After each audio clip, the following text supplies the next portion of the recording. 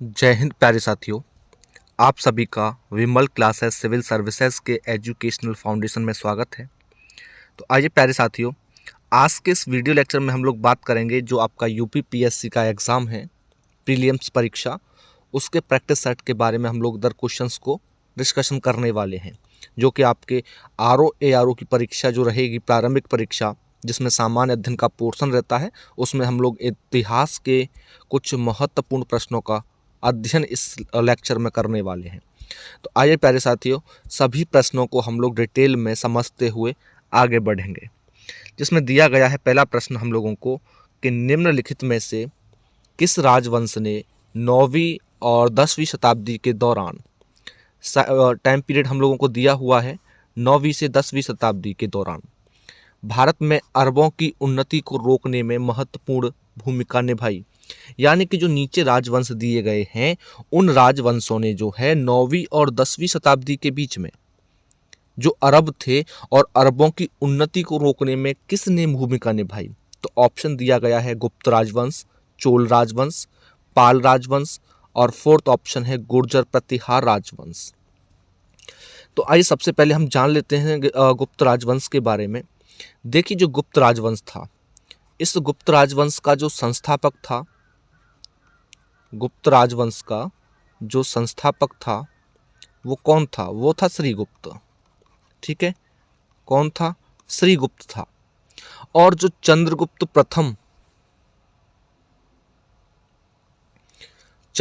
प्रथम जो था, वो महाराजा धिराज कहलाने वाला पहला व्यक्ति बना इस वंश का जो है।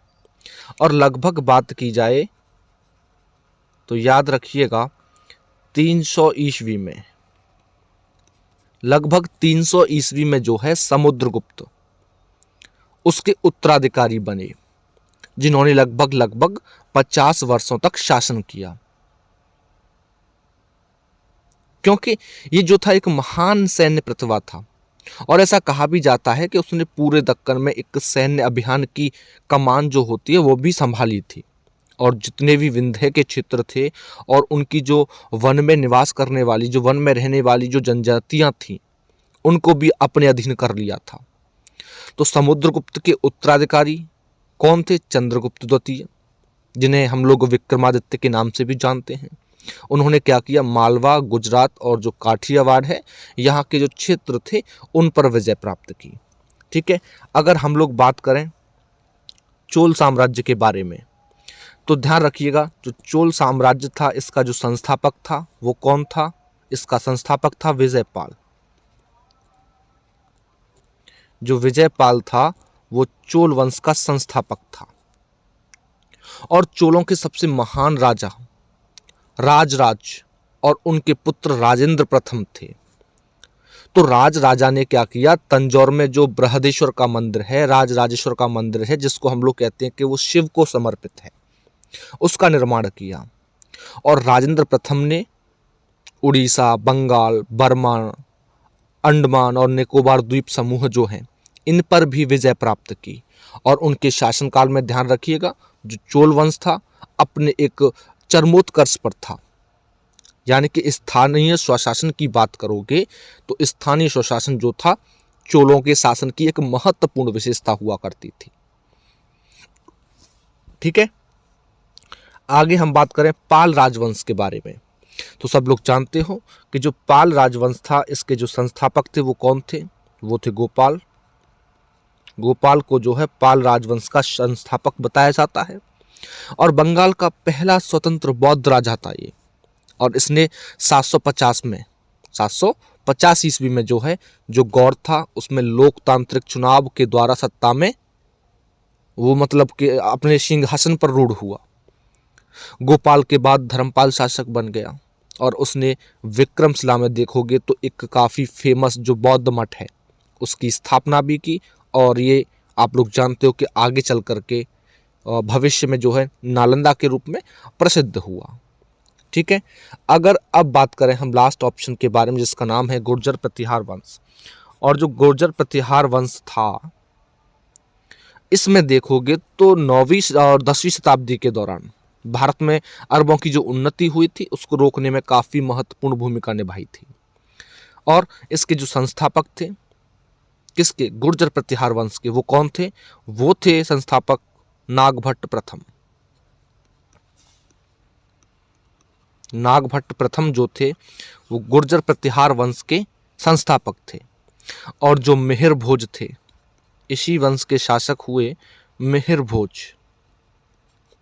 जो मिहिर भोज थे सबसे शक्तिशाली प्रतिहार राजा थे, क्योंकि उसके काल में साम्राज्य जो था काठियावाड़ से बिहार तक था और कश्मीर से नर्मदा तक फैला हुआ था। तो उनके वर्चस्व को देखा जाए तो चंदेल, कलचुरी और सिंध के जो अरब थे इन सब ने स्वीकार किया। तो राइट आंसर जो बनेगा आप लोगों का ऑप्शन नंबर 4 बनेगा, गुर्जर प्रतिहार राजवंश। इसी गुर्जर प्रतिहार राजवंश ने जो है अरबों की उन्नति को रोकने में महत्वपूर्ण भूमिका निभाई थी। अगला प्रश्न देखिए। अगले प्रश्न में कहा गया है कि डलहौजी ने, किसने, डलहौजी ने भारत में ब्रिटिश साम्राज्य के लिए अवध को कब्जे में लिया। इसमें प्रश्न में कहा है कि जो डलहौजी था उसने भारत में ब्रिटिश साम्राज्य के लिए अवध को कब्जे में लिया। ऑप्शन ए है सहायक गठबंधन की नीति के माध्यम से, युद्ध छेड़कर, थर्ड है राज्य में अव्यवस्था के माध्यम से, फोर्थ है हड़प नीति के माध्यम से। तो आप लोग जानते हो और याद रखिएगा 7 फरवरी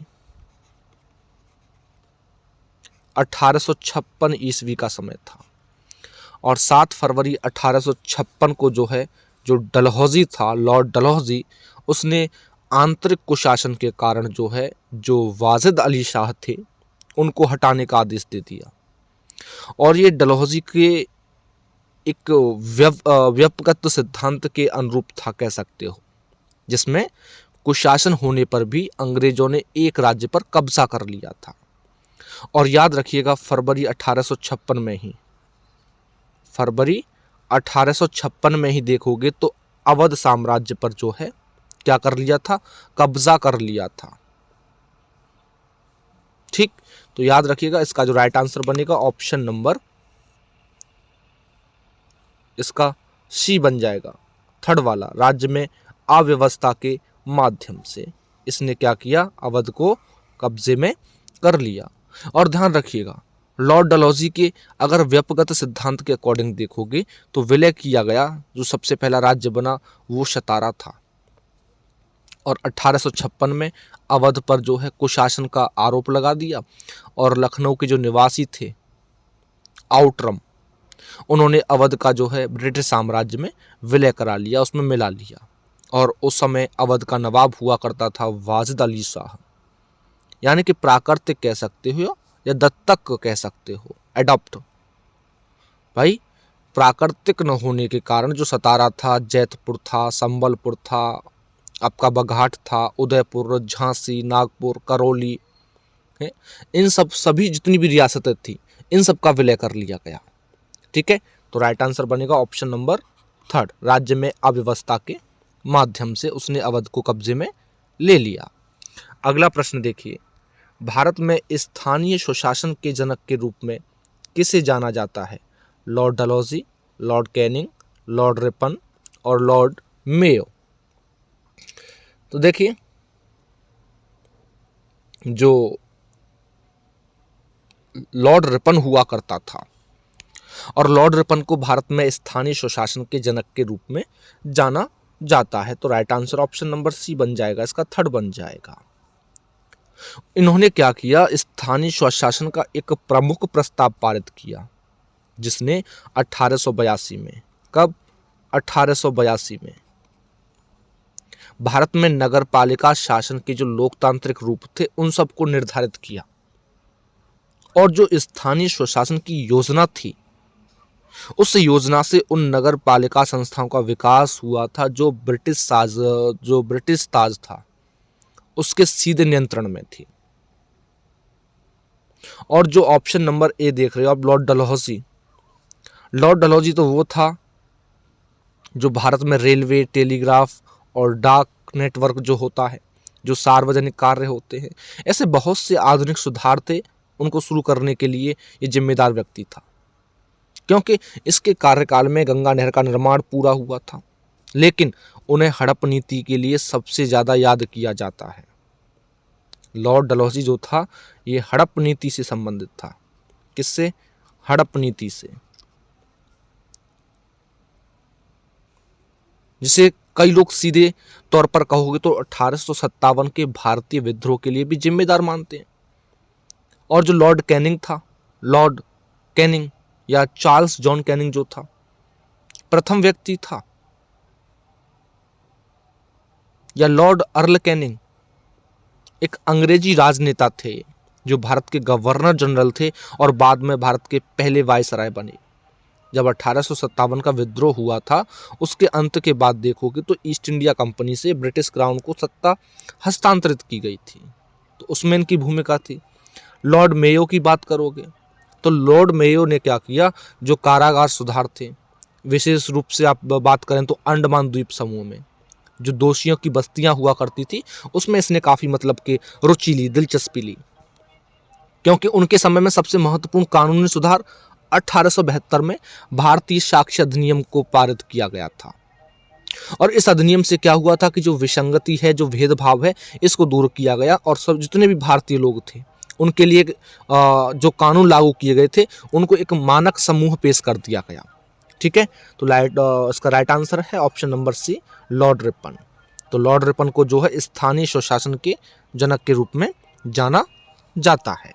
अगला प्रश्न देखिए, 19वीं शताब्दी की समाज सुधारक और महिला अधिकार कार्यकर्ता जिनका नाम था रामाबाई को पंडिता की उपाधि क्यों दी गई थी? किसकी उपाधि? पंडिता की राजधानी क्यों दी गई थी? ऑप्शन ए है कि उनकी शादी एक ब्राह्मण परिवार में हुई। सेकंड है उन्होंने एक पुरोहित बनकर के पुणे में एक मंदिर की स्थापना की। वह एक ऐसी महिला शिक्षाविद थी जो पुरुषों को शिक्षा दे दी थी। वह संस्कृत पढ़ और लिख सकती थी। देखिए सिंपल सी बात बता दूं, जो रामाबाई थी उनको पंडिता की उपाधि क्यों दी गई? वो उनको उपाधि इसलिए दी गई थी क्योंकि वो संस्कृत में पढ़ लिख सकती थी अच्छे तरीके से। तो इसका जो राइट आंसर बनेगा ऑप्शन नंबर 4 बनेगा, क्योंकि वो जो है अच्छे तरीके से संस्कृत को पढ़ सकती थी और लिख भी सकती थी। याद रखिएगा, ठीक है, संस्कृत को पढ़ लिख सकती थी। अब याद रखिएगा, जो पंडिता रमाबाई थी और पंडिता रमाबाई ने जो है महिलाओं की शिक्षा का बीड़ा उठाया था और महिलाओं के अधिकारों और सशक्तिकरण के लिए विद्रोही रूप से समर्थन किया। और उन्होंने पुणे में आर्य महिला समाज की स्थापना भी की। कहाँ पर?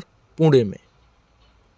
और इस समाज का उद्देश्य क्या था कि महिलाओं की शिक्षा और बाल विवाह जो हुआ करता था उसके उत्पीड़न से मुक्ति दी जाए, तो उसके उद्देश्य को उन्होंने बढ़ावा दिया।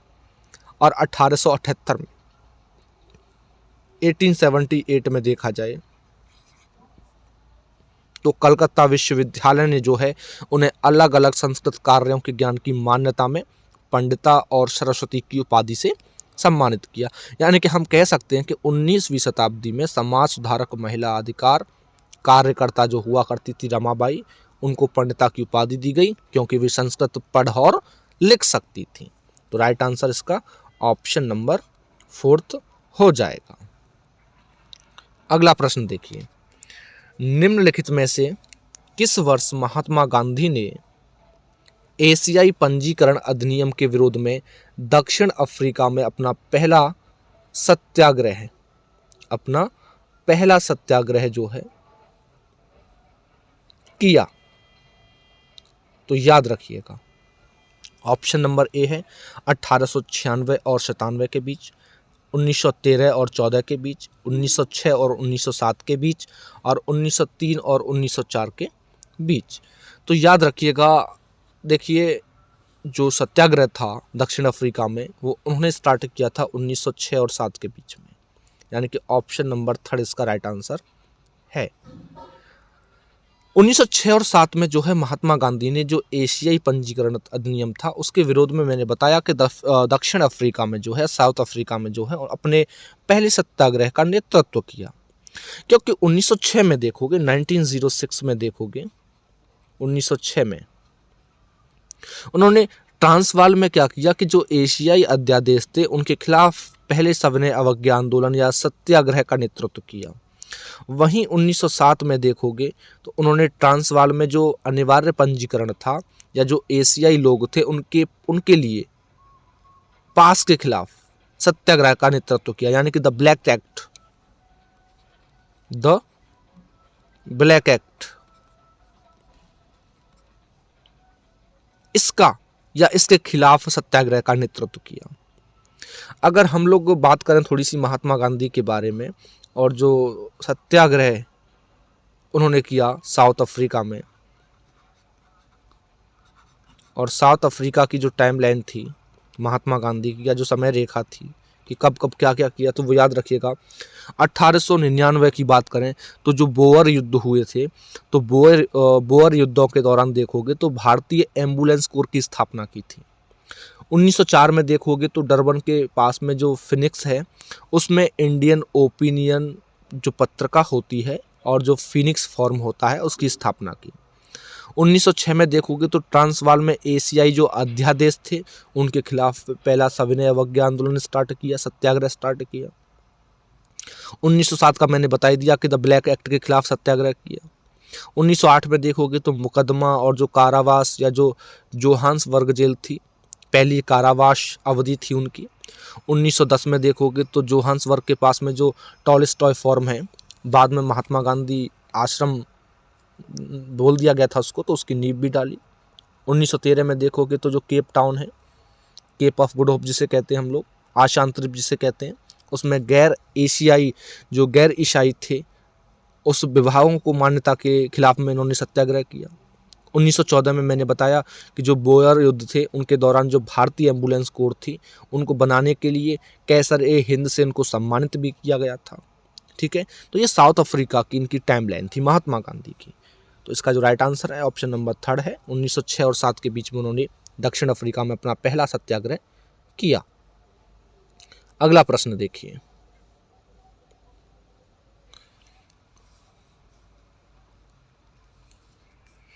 अगला प्रश्न है 1829 में सती प्रथा को प्रतिबंधित करवाने में किसका अहम योगदान था?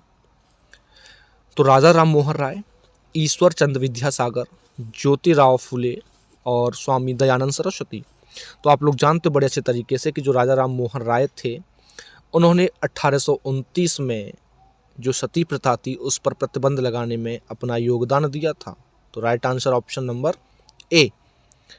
सती प्रथा एक, याद रखिएगा, हिंदू महिला को उसके पति की चिता में उसके पति की मृत्यु पर आहुति देने की प्रथा थी।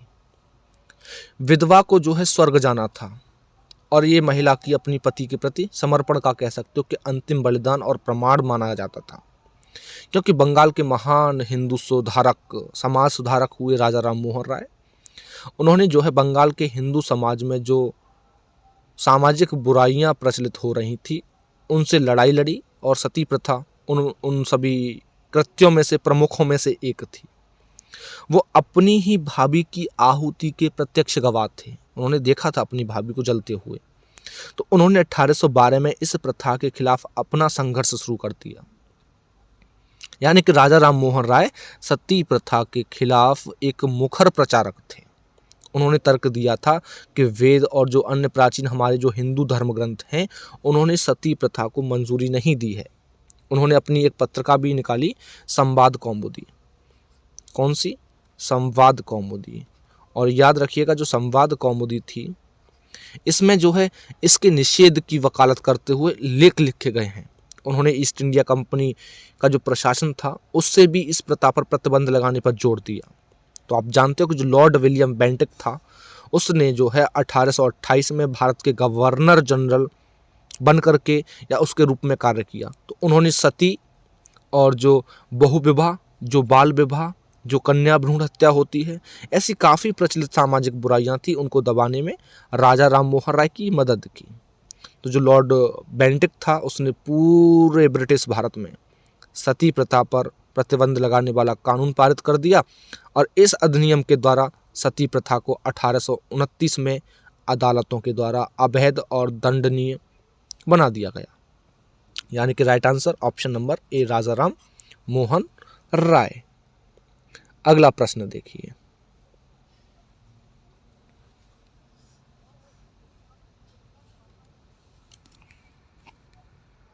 अगला प्रश्न है, शाहजहां की बेटी ने नई राजधानी शाहजहानाबाद दिल्ली की कई स्थापत्य परियोजनाओं में भाग लिया।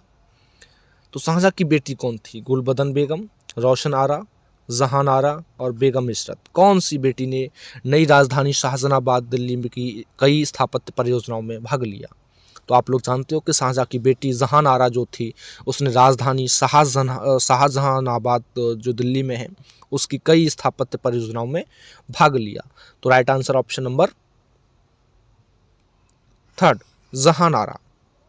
जहान आरा शाहजहां की बेटी और रोशन आरा की बहन थी। किसकी? ये रोशन आरा की बहन थी। उन्होंने शाहजहां की नई राजधानी में कई वास्तुशिल्प जो परियोजनाएं हैं इन सबको तैयार किया। उन्होंने एक भव्य कह सकते हो कि 2 मंजिला कारवा था या सराय डिज़ाइन किया, जिसमें एक बगीचा था, एक आंगन था, और उन्होंने शाहजहानाबाद यानी कि अब दिल्ली में है चांदनी चौक का बाजार भी डिज़ाइन किया इन्होंने। और जो शाहजहां था भारत के मुगल सम्राट के रूप में जो जाने जाते हैं, इनकी बात करें हम लोग जो है, शाहजहां ने जो है थोड़ा जान लेते हैं इसके बारे में। शाहजहां जो हुआ करता था उसने 1628 से लेकर के और 1658 तक जो है शासन किया। इन्होंने ताजमहल का निर्माण भी करवाया, आप लोग जानते हो, ताजमहल का निर्माण भी करवाया।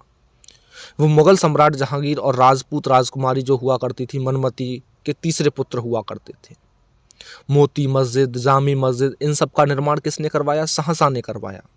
दिल्ली में देखोगे तो शाहजहां ने लाल किला नाम का एक विशाल किला है, उसका निर्माण करवाया। ठीक है, तो यहां थोड़ा सा जो ऑप्शन नंबर ए दिया है गुलबदन बेगम, ये भी बता दूं मैं आप लोगों को, जो गुलबदन बेगम थी ये मुगल राजकुमारी और मुगल साम्राज्य के संस्थापक जो हुआ करते थे बाबर, उनकी बेटी थी, यानी कि हुमायूं की बहन। वो अपने सौतेले भाई यानी कि सम्राट हुमायूं के जीवन का लेखा जोखा भी रखा, हुमायूं नामा की रचना भी की, उसकी लेखिका भी थी, जिसे उन्होंने अपने भतीजे सम्राट अकबर के अनुरोध पर लिखा था। और रोशन आरा की हम लोग बात करें तो रोशन आरा बेगम जो हुआ करती थी एक मुगल राजकुमारी और शाहजहां और उसकी पत्नी मुमताज़ महल की तीसरी बेटी थी, क्योंकि रोशन आरा जो हुआ करती थी एक प्रतिभाशाली महिला थी और एक प्रतिभाशाली कवित्री भी थी। वो अपने छोटे भाई औरंगजेब की पक्षपाती हुआ करती थी। और 1657 में शाहजहां की बीमारी के बाद जो उत्तराधिकारी का युद्ध हुआ उनके दौरान उनका समर्थन भी किया गया था। ठीक है, तो राइट आंसर है इसका ऑप्शन नंबर 3, जहान आरा। उसने जो है शाहजहानाबाद दिल्ली की स्थापत्य परियोजनाओं में भाग लिया था। अगला प्रश्न देखिए, निम्नलिखित में से कौन सा अधिनियम मॉन्टेग्यू चेम्सफोर्ड रिपोर्ट पर आधारित था? भारत सरकार अधिनियम 1892, भारत सरकार अधिनियम 1909, भारत सरकार अधिनियम 1919 और भारत सरकार अधिनियम 1935। तो याद रखिएगा जो अधिनियम दिए गए हैं हम लोगों को, और आप लोग जानते हो बड़े अच्छे तरीके से कि जो 1892 का था भारत सरकार अधिनियम 1892, पहले इसको समझ लीजिए। 1892 का जो भारतीय परिषद अधिनियम था ये यूनाइटेड किंगडम जो थी उसकी संसद का एक अधिनियम था, जिसे ब्रिटिश भारत में विधान परिषदों को उनके आकार में वृद्धि करके जो है सशक्त बनाया, जिसने भारत में संसदीय प्रणाली की नींव रखी। और इस अधिनियम को जो है 20 जून 1892 को क्या किया गया? स्वीकृति प्राप्त हुई। ठीक है, और 1909 की बात करें तो जो भारत सरकार अधिनियम 1909 था इसको लोकप्रिय रूप से मिंटो मार्ले सुधार के रूप में जाना जाता है। किसके नाम से? मिंटो मार्ले सुधार। मिंटो मार्ले सुधार के नाम से जाना जाता है, क्योंकि इस अधिनियम में भारत के राज्य सचिव मार्ले और वायसराय कौन थे? लॉर्ड मिंटो, उनकी रिपोर्ट थी और उसमें कुछ सुधार किए गए थे और उन सुधारों को शामिल किया गया। तो भारत सरकार अधिनियम 1909 यूनाइटेड किंगडम की जो संसद है उसका ही एक अधिनियम था। इसकी जो स्थापना थी वो नगरपंथी यानी कि जो कांग्रेस थे, कांग्रेस को शांत करने और धर्म के आधार पर अलग से एक निर्वाचक मंडल की शुरुआत करने के लिए की गई थी। और लॉर्ड मिंटो को भारत में देखोगे तो सांप्रदायिक जो मतदाता हैं उनके जनक के रूप में इसको जाना जाने लग गया। ठीक है। और 1919 की बात करें तो जो भारत, जिसे हम लोग जानते हैं मॉन्टेग्यू चेम्सफोर्ड सुधार के रूप में भी, तो जो 1919 था, इस अधिनियम में भारत के जो राज्य सचिव एडविन मॉन्टेग्यू और वायसराय लॉर्ड चेम्सफोर्ड, उनकी रिपोर्ट में कुछ सुधार जो हुए, अनुशंसित सुधार जो हुए, उनको शामिल किया गया। और भारत सरकार अधिनियम 1919 यूनाइटेड किंगडम की जो संसद है उसका ही एक अधिनियम था। और ये भारत सरकार में भारतीयों की भागीदारी का विस्तार करने के लिए इसको पारित किया गया। और याद रखिएगा 23 दिसंबर 1919 को इस अधिनियम को जो है स्वीकृति मिली। और ये अधिनियम 1921 में लागू हुआ था। ये अधिनियम जो है 1921 में लागू हुआ था, ये भी ध्यान रखिएगा, क्योंकि इस अधिनियम में 1919 से 1929 तक यानी कि 10 वर्ष इसमें शामिल थे। और साइमन कमीशन के द्वारा देखोगे तो 10 वर्षों में इसकी समीक्षा भी जानी जाती है, इसके द्वारा ही समीक्षा की जानी थी इसकी। तो इस अधिनियम ने क्या किया, परोपकारी जो निरंकुशता थी उसके अंत का प्रतिनिधित्व किया, यानी कि प्राधिकारियों के द्वारा खुद को बढ़ाने का कार्य किया और भारत में जिम्मेदार सरकार की उत्पत्ति शुरू हुई। ठीक है। तो राइट आंसर है हमारा ऑप्शन नंबर 3, जिसको हम लोग मॉन्टेग्यू चेम्सफोर्ड सुधार रिपोर्ट के नाम से भी इसको हम लोग जानते हैं, भारत सरकार अधिनियम 1919 को। और 1935 की बात करें हम लोग तो याद रखिएगा जो अधिनियम 1935 था, ये भारत सरकार अधिनियम 1935 जो है 4 प्रमुख स्रोतों से सामग्री प्राप्त की इसने।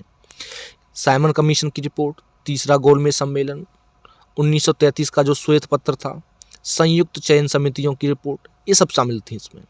और अगस्त 1935 में भारत सरकार ने संसद के जो ब्रिटिश अधिनियम थे उसके तहत जो है भारत सरकार अधिनियम 1935 का सबसे लंबा अधिनियम पारित कर दिया। और इस अधिनियम में बर्मा सरकार जो थी, बर्मा सरकार अधिनियम 1935 भी शामिल था। और अगस्त 1935 में इस अधिनियम को स्वीकृति दे दी गई थी। अच्छा, अधिनियम में क्या क्या विशेषताएं थी? देखो, एक तो भैया प्रांतीय द्वैध शासन का उन्मूलन किया गया और केंद्रों में द्वैध शासन की शुरुआत की गई। जो भारतीय परिषद थी उसका उन्मूलन हुआ और उसके स्थान पर सलाहकार निकाय की शुरुआत की गई। जो ब्रिटिश भारत के क्षेत्र थे, जो रियासतें थी, उनके साथ साथ एक अखिल भारतीय संघ का प्रावधान भी किया गया। जो अल्पसंख्यक थे उनके लिए विस्तृत सुरक्षा उपाय और सुरक्षात्मक उपकरण भी दिए गए। ब्रिटिश संसद की सर्वोच्चता को मान्यता दी गई। जो विधायिकाएं थीं, विधायिकाओं के आकार में वृद्धि हुई, मताधिकार का विस्तार हुआ, विषयों का 3 सूचियों में विभाजन किया गया, सांप्रदायिक जो मतदाता थे उनका प्राधिकरण हुआ या प्रतिधारण किया गया, बर्मा को भारत से अलग किया गया। ठीक है।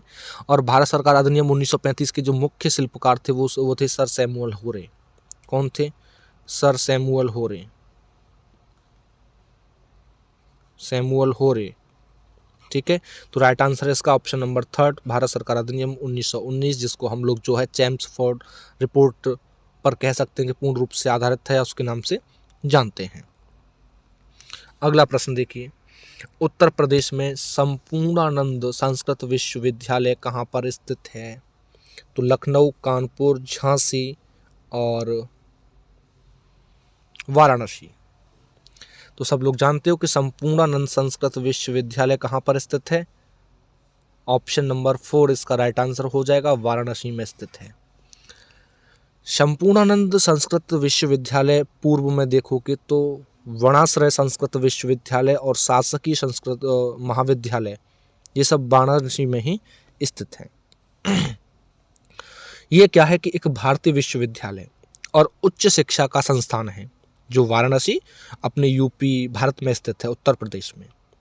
जो संस्कृत और जो संस्कृत से रिलेटेड जो क्षेत्र हैं उनके अध्ययन में विशेषज्ञता रखता है, क्योंकि 1200 से अधिक संस्कृत माध्यम स्कूल और कॉलेज इस विश्वविद्यालय से संबंधित हैं। और उत्तर प्रदेश की जब बात आई है तो उत्तर प्रदेश की बात हम लोग यहाँ करें थोड़ी सी, तो उत्तर प्रदेश की जो सीएम है वर्तमान में वो कौन है? योगी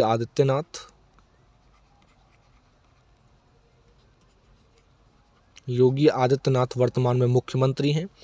राज्यपाल यानी कि गवर्नर की बात करें तो गवर्नर कौन है? आनंदीबेन पटेल हैं। आनंदीबेन पटेल जो है वर्तमान में कौन है? गवर्नर हैं। उत्तर प्रदेश की जो साक्षरता दर है, साक्षरता दर वो कितनी है? 67.68%। और ये भी क्या है कि 2011 की जो सेंसस थी उसी सेंसस के आधार पर मैं आप लोगों को इसको बता रहा हूँ। उत्तर प्रदेश में आप टोटल डिस्ट्रिक्ट की बात करोगे तो यूपी में कितने डिस्ट्रिक्ट हैं? तो 75 हैं। और सबसे बड़ा जो डिस्ट्रिक्ट है वो कौन सा है? लखीमपुर खीरी है। कौन सा है? लखीमपुर खीरी। और सबसे छोटा कौन सा जिला है? तो सबसे छोटा है हापुड़। ठीक है, ये छोटा है और ये बड़ा है। लखीमपुर खीरी बड़ा है और हापुड़ जो है छोटा है। तो राइट आंसर है इसका ऑप्शन नंबर 4 वाराणसी। अगला क्वेश्चन है, किसके शासनकाल को मुगल वास्तुकला का स्वर्ण युग कहा जाता है? अकबर, जहांगीर, शाहजहां और हुमायूं। देखिए, सबसे पहले हम बात कर लें अकबर के बारे में। और अकबर जो था इसने शासन किया 1556 से लेकर के और 1605 ईस्वी तक। ठीक, अकबर जब से 13 साल का हुआ करता था जब वो सम्राट बना, क्योंकि उनके शासनकाल को 3 अवधियों में बांट दिया गया था। एक तो 1556 से लेकर के 1570, 1570 से 1585 और 1585 से लेकर के 1605। 3 अवधियों में, 3 टाइम पीरियड में इसको बांटा गया। तो 1556 और 1570 के बीच की कहानी सुन लीजिए कि अकबर जो था वो रिजेंट बैरम खान और उनके जो घरेलू कर्मचारी थे उनके अन्य सदस्यों से स्वतंत्र हो गया था। जो सूरी लोग हुआ करते थे और सूरियों के खिलाफ सैन्य अभियान चलाए गए। अफगान, उनके पड़ोसी राज्यों के खिलाफ भी, मालवा, गोंडवाना और उसके विद्रोह को दबाने के लिए। तो जो सौतेले भाई थे मिर्ज़ा हकीम और उज़्बेक, तो उनका समर्थन भी प्राप्त हुआ। और 1568 में चित्तौड़ की जो सिसोदिया राजधानी थी उसको जब्त कर लिया गया और 1569 में रणथंभौर को। 1570 और 85 में क्या हुआ कि गुजरात में सैन्य अभियानों के बाद पूर्व में बिहार, बंगाल, उड़ीसा में अभियान चलाए गए। मिर्ज़ा हकीम के समर्थन में देखोगे तो 1579 और 80 के विद्रोह से भी अभियान और भी जटिल हो गए थे। और 1585 और 1605 में क्या हुआ कि साम्राज्य का विस्तार हुआ। अभियान जो थे उत्तर पश्चिम में लॉन्च किए गए। जब मिर्ज़ा हकीम की मृत्यु हो गई तो उसके बाद कंधार को जो सफ़ावी थे उनसे जब्त कर लिया। कश्मीर को काबुल के रूप में भी कब्जा कर लिया। दक्कन जो था उसमें अभियान शुरू हुए। बरार, खानदेश, अहमदनगर, इनके कुछ हिस्सों पर भी कब्जा कर लिया गया। यानी कि अपने शासनकाल के अंतिम वर्षों में अकबर जो था वो राजकुमार सलीम या भावी सम्राट जहांगीर के विद्रोह से विचलित हो गया था। जहांगीर की बात करें तो जहांगीर ने शासन किया 1605 से लेकर के और 1627 तक। तो अकबर द्वारा अकबर ने जो शुरू किए थे सैन्य अभियान वो जारी रहे, क्योंकि मेवाड़ के जो सिसोदिया शासक थे अमर सिंह, उन्होंने मुगल सेवा स्वीकार कर ली थी। सिख, अहोम, अहमदनगर के खिलाफ देखोगे तो ये कम सफल हुए। अभियानों का पालन किया गया और राजकुमार खुर्रम और आगे जो भविष्य में सम्राट बनने वाला था जिसका नाम था शाहजहां, उसने अपने शासनकाल के अंतिम वर्षों में विद्रोह कर दिया। जहांगीर की पत्नी हुआ करती थी नूरजहां और उसके द्वारा हाशिए पर डालने पर प्रयास जो थे वो असफल रहे सभी के सभी। अगर बात करें शाहजहां की, जो शाहजहां था, शाहजहां का शासनकाल रहा 1627 से लेकर के 1658 तक। और इसी को हम लोग जो है ध्यान रखिएगा मुगल वास्तुकला का स्वर्ण युग के रूप में, शासक के रूप में कह सकते हो। किसका जो टाइम पीरियड था वो मुगल वास्तुकला का स्वर्ण युग था इसका टाइम पीरियड। तो इसका राइट आंसर भी ऑप्शन नंबर यही बन जाएगा, थर्ड वाला जो है। ताजमहल, लाल किला, कई स्मारक बनवाए। उसके शासनकाल में शांति भी बहुत थी, कोई विदेशी खतरा नहीं था। इसने सड़क, नहर बनवाई, यानी कल्याणकारी कार्य भी किए। व्यापार वाणिज्य भी अच्छा था। शाहजहां ने जो है 1628 और 1658 में देखोगे तो शाहजहां ने 1638 में अपनी राजधानी जो हुआ करती थी आगरा, उससे दिल्ली चेंज कर दी। इन्होंने शाहजहानाबाद की स्थापना की, जामा मस्जिद है, मोती मस्जिद है, इन सब का निर्माण करवाया। जो सबसे फेमस सिंहासन हुआ करता था मयूर सिंहासन, वो भी बनवाया था। और 1658 में औरंगज़ेब ने इसको कैद कर लिया था। ठीक है, तो राइट आंसर यही है शाहजहाँ। लेकिन हुमायूं की बात भी कर लें, एक और बच रहा है शासक हुमायूं। तो हुमायूं ने जो शासन किया वो 1530 से लेकर के पहले तो 1540 तक किया, और सेकंड स्टेज में इसने शासन किया 1555 से लेकर के 1556। ठीक है, हुमायूं ने अपने पिता की इच्छा के अनुसार अपनी जो विरासत थी उसको बांट दिया। उनके भाइयों में से प्रत्येक को एक एक प्रांत दिया गया। उसके भाई जो थे मिर्ज़ा कामरान, उनकी काफ़ी महत्वाकांक्षाएं थीं। तो उन्होंने अफगान जो प्रतिस्पर्धी थे हुआ करते थे, उनके खिलाफ हुमायूं के उद्देश्य को कमज़ोर कर दिया। शेर खान ने क्या किया? चौसा 1539 में युद्ध हुआ, कन्नौज का युद्ध 1540 में, इन सब में हुमायूं को हराया, जिससे वो ईरान भाग गया था। और ईरान में हुमायूं को सफ़ीबादी जो सफ़वीद शहर था या सफ़वी शाह जो था उससे सहायता मिली, और इसने 1555 में दिल्ली पर फिर से कब्जा कर लिया। लेकिन अगले साल इसी इमारत में एक दुर्घटना के बाद उसकी मृत्यु हो गई थी। तो इसका राइट आंसर है बाबू ऑप्शन नंबर 3 शाहजहां। अगला प्रश्न देखिए। अगले प्रश्न में कहा गया है कि 1919 में हंटर समिति का गठन क्यों किया गया? तो ऑप्शन ए है कि भारत में रॉलेट एक्ट के प्रभाव के बारे में जानना। सेकंड है भारत सरकार अधिनियम 1919 की कार्यक्षमता के बारे में पूछताछ करने के लिए। थर्ड है जलियांवाला बाग हत्याकांड के बारे में पूछताछ करने के लिए।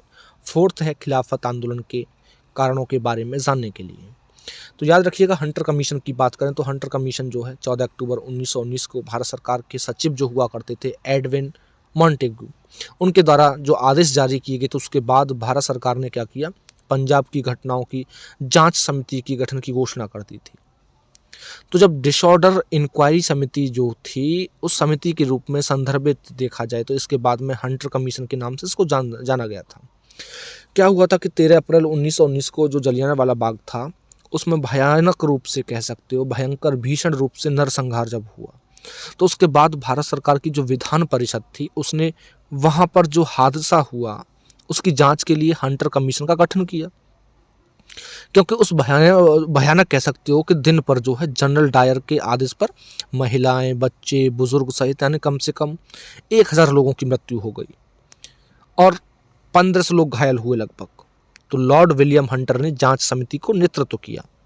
तो आयोग का जो गठन किया गया वो 29 अक्टूबर 1919 को किया गया, और इसे नवंबर में बुलाया था इस समिति को। तो 40 दिनों की अवधि में गवाही ली थी। तो जनरल डायर जो था उसने 19 नवंबर को आयोग के समक्ष उपस्थित हुआ वो, और उन्होंने कहा कि उन्होंने भीड़ में आग लगाने की योजना बनाई थी, ना कि केवल तितर बितर करने के लिए, लेकिन एक उत्परिवर्तकर्ती को रोकने के लिए, नैतिक प्रभाव पैदा करने के लिए उन्होंने ये भी इंगित किया कि उन्होंने मशीन गन और बरखतबंद जो कार थी उनका उपयोग करने की योजना बनाई थी, और उनके पास मौका था तो वो उसका इस्तेमाल करेंगे ही। यानी कि अंत में हम कह सकते हैं कि 1919 में जलियांवाला बाग हत्याकांड के बारे में जानकारी जांच करने के लिए हंटर आयोग का गठन किया गया था। ठीक है, तो इसका जो राइट आंसर बन जाएगा ऑप्शन नंबर 3 बन जाएगा, ऑप्शन नंबर 3। जलियांवाला बाग हत्याकांड के बारे में पूछताछ करने के लिए हंटर आयोग समिति का गठन किया गया था। और याद रखिएगा, जो हंटर आयोग था, हंटर कमीशन था, इसमें क्या था कि भारतीय शिक्षा पर आयोग या विलियम विल्सन हंटर के द्वारा 1872 में तैयार किया गया इसको। और मैं भी बता ही चुका हूँ आप लोगों को ये चीज़ तो, कि जो जलियांवाला बाग हत्याकांड हंटर आयोग ने क्या किया कि 1919 में एक ब्रिटिश नरसंहार की जांच की, जिसमें विलियम हंटर, लॉर्ड हंटर की अगुवाई, इसमें 15,000 भारतीय नागरिक मारे गए थे। अगला प्रश्न देखिए। अगले प्रश्न में कहा है कि निम्नलिखित घटनाओं को उनके कालानुक्रमिक व्यवस्थित कीजिए और नीचे दिए गए कूट की सहायता से उत्तर का चयन कीजिए। हंटर आयोग, सैडलर आयोग, वुड्स डिस्पैच और सार्जेंट योजना। तो सब लोग जानते बड़े अच्छे तरीके से।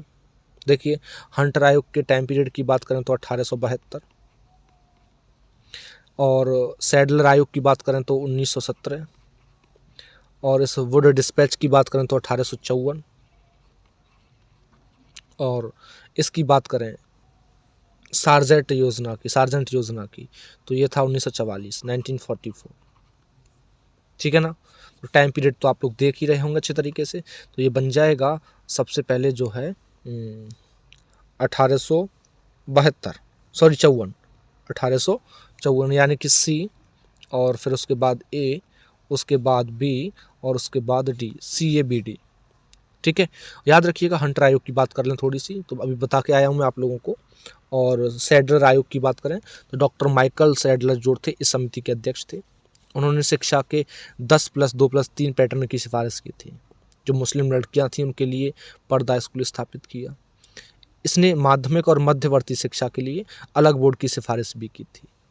डिस्पैच की बात करें, वुड डिस्पैच की, तो चार्ल्स वुड जो थे, जो EIC में अंग्रेजी शिक्षा बोर्ड ऑफ कंट्रोल के अध्यक्ष भी थे, और उन्होंने लॉर्ड डलहौजी को एक प्रेषण भी भेजा था। इन्होंने भारत में शिक्षा की नींव रखी। इन्होंने अपनी सिफारिश में कला, विज्ञान, साहित्य और जो यूरोपीय दर्शन है इन पर भी जोर दिया। और जो सर्जेंट योजना थी, इसको देखोगे तो सर जॉन सर्जेंट जो थे उनको 1944 में भारत में शिक्षा के लिए एक व्यापक योजना तैयार करने के लिए वो जाना जाता है। इन्होंने पूर्व माध्यमिक शिक्षा को बढ़ावा देने की सिफारिश भी की। जो माध्यमिक विद्यालय होते हैं उनका उद्देश्य उन छात्रों को शिक्षा प्रदान करना होता है जो औसतन उत्कृष्ट और मतलब उच्च शिक्षा के लिए उत्कृष्ट योग्यता रखते हैं। ठीक है। तो राइट आंसर बन जाएगा आपका ऑप्शन नंबर इसके लिए CABD। तो CABD जो है आप लोगों का ऑप्शन नंबर है ऑप्शन नंबर 4। जो ऑप्शन नंबर 4 है इसका राइट आंसर बन जाएगा। अगला प्रश्न देखिए। अगला प्रश्न है कि निम्नलिखित में से कौन सा युग्म सुमेलित नहीं है। तो इसमें दिया है शूद्रक मृक्षकटिका, कलहड़ रामचरित्रम, और हर्षचरित बाणभट्ट, फिरदौसी शाहनामा। तो आप लोग जानते हो कि देखिए जो पुस्तक थी जो शूद्रक के जो लेखक हुआ करते थे इनकी पुस्तक का नाम मृच्छकटिका और विनवास दत्ता, पद्म प्रवर्तका, ये 3-4 पुस्तक थी। और ये 3री शताब्दी में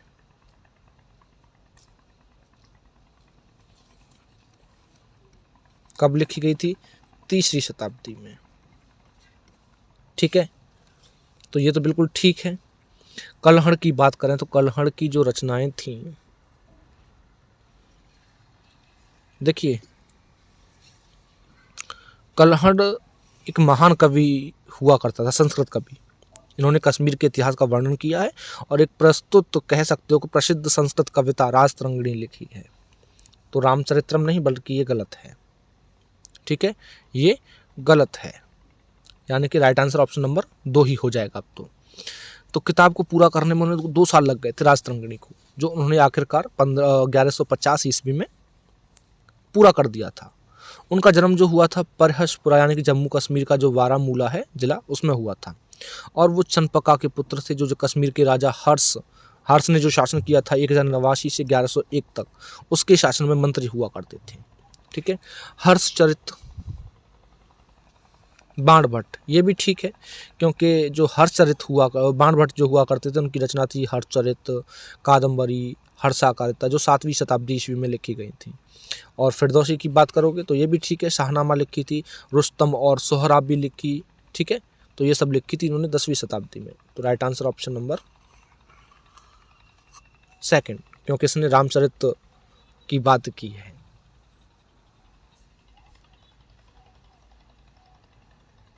क्योंकि रामचरित्रम जो है वो पाल साम्राज्य के समय में देखोगे ना तो संध्याकर नंदी हुआ करते थे आर्य, और उनके द्वारा लिखा गया एक महाकाव्य कविता कह सकते हैं उसको जो है। अगला प्रश्न देखिए। भारत में स्वर्ण सिक्कों को बड़े पैमाने पर जारी करने वाले पहले राजा कौन थे? तो मौर्य, इंडो ग्रीक, गुप्त, और 4th ऑप्शन है कुषाण। ठीक है। तो याद रखिएगा, सब जानते हो इस चीज़ को कि जो कुषाण थे भारत में स्वर्ण सिक्कों को बड़े पैमाने पर जारी करने वाले पहले शासक हुए। ऑप्शन नंबर 4 इसका राइट आंसर है। कुषाणों के सिक्कों की बात करोगे तो कुषाणों ने ज़्यादातर स्वर्ण सिक्के कई तांबे के सिक्के जारी किए। उत्तर भारत के अधिकांश हिस्सों में बिहार तक ये पाए गए थे। स्वर्ण रोमान दीनार पर ये आधारित थे। 124 ग्रेन का हुआ करता था, यानी कि लगभग 8.04 ग्राम। डबल और क्वार्टर दीनार भी जारी किए इन्होंने। तांबे के सिक्के जो थे 26 से 28 मासा, या कह सकते हो कि 240 से 260 ग्रेन के, लगभग 15.5 से 17 ग्राम के हुआ करते थे। बीमा कटफिशेस के सिक्कों पर देखोगे तो एक बैल के पास खड़े शिव की आकृति भी पाई गई है। और इन सिक्कों पर देखोगे तो किंवदंती के अकॉर्डिंग राजा खुद को महेश्वर यानी कि शिव का भक्त कहता था। कनिष्क, हुविष्क, वासुदेव, ये सब के सिक्कों पर यही चित्रण है। कई फारसी और ग्रीक देवताओं के अलावा देखोगे तो हमारे इंडियंस जो देवी देवता थे उनको भी कुषाण सिक्कों पर दर्शाया गया है। ठीक है, तो इसका राइट आंसर ऑप्शन नंबर 4 हो जाएगा। इंडो ग्रीक के सिक्कों की बात करोगे तो इंडो ग्रीक सिक्के पर जो है सुंदर कलात्मक विशेषताएं दिखाते हैं, क्योंकि सामने की तरफ राजा का चित्र है, अर्ध प्रतिमा का वास्तविक चित्रण भी प्रतीत होता है। पीछे की तरफ देख लो, कुछ देवताओं को दर्शाया गया है। तो सिक्कों से पता चलता है कि भारत के एक छोटे से उत्तर पश्चिमी क्षेत्र में 40 से अधिक इंडो ग्रीक शासकों ने शासन किया था। ठीक है, तो इसका राइट आंसर ऑप्शन नंबर 4 हो जाएगा। कुषाणों को कहा जाता है कि स्वर्ण सिक्के इन्होंने भारी पैमाने पर जारी किए थे। अगला क्वेश्चन है, तमिल सिद्धों के संबंध में निम्नलिखित में से कौन सा सही नहीं है। ठीक है, तो याद रखिएगा, पहला ऑप्शन दिया है तिरुमूलर तमिल सिद्धों में सबसे महान था। तमिल सिद्धवाद ब्राह्मणवाद विरोधी और कर्मकांड विरोधी की विशेषताएं दर्शाता है। तमिल सिद्धों ने तमिल देवता शिव और मुरुकुन के महत्व पर जोर दिया। तमिल सिद्धों के मुख्य केंद्र तोंडीनाडु और पांडीनाडु थे। तो इसमें कौन सा सही नहीं है हम लोगों को बताना है। ठीक है, तो आप देखो, सब लोग जानते हो बड़े अच्छे तरीके से, तमिल सिद्धों के प्रमुख केंद्र जो थे तोंडीनाडु और पांडीनाडु थे। ठीक है, क्या थे? तोंडीनाडु और पांडीनाडु। इसने कहा है ऑप्शन नंबर 4 को देख रहे हो ना, तो ये बिल्कुल गलत है। क्यों गलत है वो समझ लीजिए। क्योंकि तमिल सिद्धों के मुख्य केंद्र तोंडीनाडु और पांडीनाडु नहीं थे। इसने कहा है कि थे, ये गलत है। याद रखिएगा, सिद्ध शब्द की जो उत्पत्ति थी, पहले वो सिद्ध शब्द समझ लीजिए कि जो मौखिक संस्कृत होती है, मूल साथ सिद्ध कह सकते हो, उससे हुई, यानी कि अनुभूति होना किसी चीज़ की, सफल होना या पूर्णता।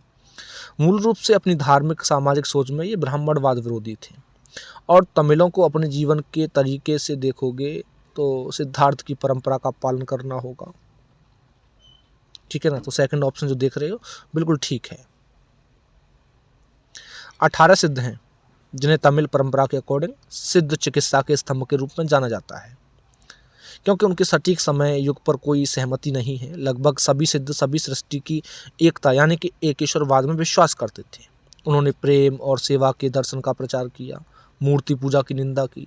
लगभग सभी सिद्धों को देखोगे तो गीतों की रचना की, गोधूली भाषा में की गई थी जिनकी रचना। तमिल सिद्ध योगी जो तिरुमूला थे, उनका विशाल काम, जिसका काम तिरुमंत्रम शैव कैनन जो हुआ करते थे, पन्नीरू तिरुमुकराई, उनका हिस्सा है। और तमिलनाडु में देखोगे तो शैव सिद्धांत था, उसके 12वीं शताब्दी के दर्शन के मूल भी देखने को मिलते हैं। ठीक है, तो इसमें जो तमिल परंपरा के अकॉर्डिंग जो सिद्ध चिकित्सा थी, उसके स्तंभ माने जाने वाले 18 सिद्ध थे, जैसे कि अगथियार है, तिरुमूलर है, बोगर है, कोंगनार है, थेयरयार है, कोराकर है, कुरुवुर है, एडेक्कदाद है, छत्तमुनि है, सुंदनर है, रामदेवर है, पवंती है, मचमुनि, कुदुम्बई, अजुग्गी सिद्धार, अगापाई सिद्धार, नंदी देवर, काकापू सुंदर, ये सब हैं लगभग। ठीक है, तो इसमें जो ऑप्शन नंबर 4 है ये बिल्कुल गलत है। तो राइट आंसर इसका ऑप्शन नंबर 4 बन जाएगा। ठीक है, तो ये थे आज के आपके 15 क्वेश्चन जो कि इतिहास से RO ARO के लिए इम्पॉर्टेंट क्वेश्चंस की श्रेणी में इनको रखा गया है। ऐसे ही आगे आप लोगों को सभी विषयों के, अन्य विषयों के आगे भी प्रश्नों की प्रैक्टिस से सेट कंप्लीट करवा दिए जाएंगे। तो उम्मीद करता हूँ कि समझ में आ गए होंगे आप लोगों को अच्छे तरीके से। तो चलिए फिर मिलते हैं अगले प्रैक्टिस सेट के साथ में। आज के लिए इतना ही, धन्यवाद।